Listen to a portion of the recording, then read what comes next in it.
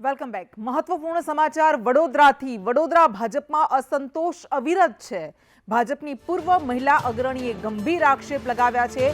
ભારતીબેન ભાણવાડિયાનો જિલ્લા પ્રમુખ પર આક્ષેપ કે સેન્ટ્રલ કોઓપરેટિવ બેંકમાં ભરતીમાં ગોટાળા કરાયા છે. સતીશ નિશાળિયા હોદ્દાને લાયક નથી તેવો ભારતીબેને આરોપ લગાવ્યો છે. અનેક ભાજપી કાર્યકર્તાઓ પીડાઈ રહ્યા છે. તો જ્યોતિ પંડ્યાના રાજીનામા બાદ વધુ એક ભડકો વડોદરા ભાજપમાં. વડોદરા જિલ્લા ભાજપની પૂર્વ મહિલા અગ્રણીએ આક્ષેપ કર્યા છે.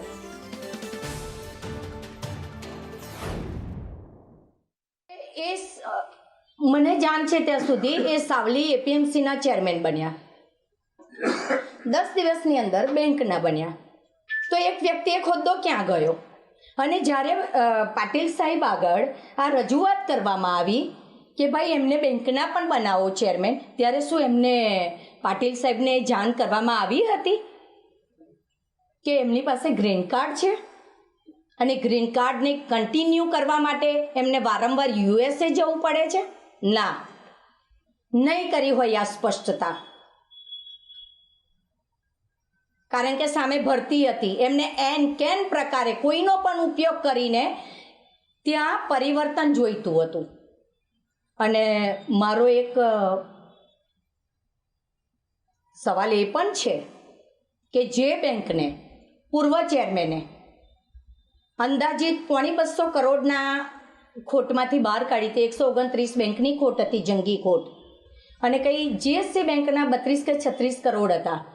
તો એટલી જંગી ખોટમાંથી જે માણસે એ બેંકને બહાર કાઢીને 2 વર્ષની અંદર પ્રોફિટ કરતી મૂકી હતી, એ માણસને તમે, એ સહકારી આગેવાનને તમે, કે જે હંમેશા પક્ષને વફાદાર રહ્યો હતો, એ માણસને તમે અપમાનિત કરીને ઘરે મોકલી દો છો. અને જે વ્યક્તિએ ખેડૂતોના પૈસા ડૂબાડ્યા, સુગર ડૂબાડી, એવી વ્યક્તિ જિલ્લાની સર્વે સર્વા બને છે અને જિલ્લામાંથી કોઈ બોલતું નથી.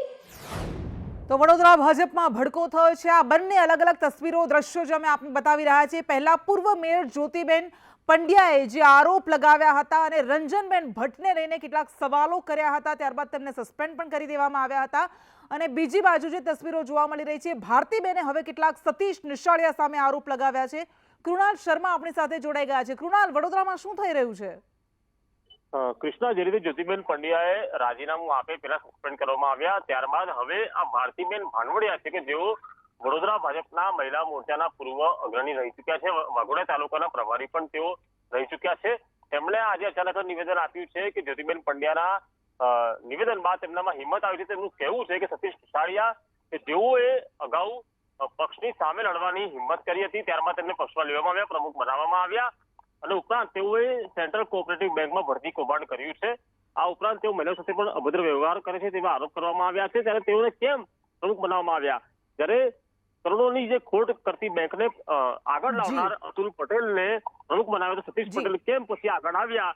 એવા સવાલો ભારતીબેને ઉઠાવ્યા છે. તેને લઈને ફરી એકવાર ભડકો થયો છે. બિલકુલ, આભાર આપનો.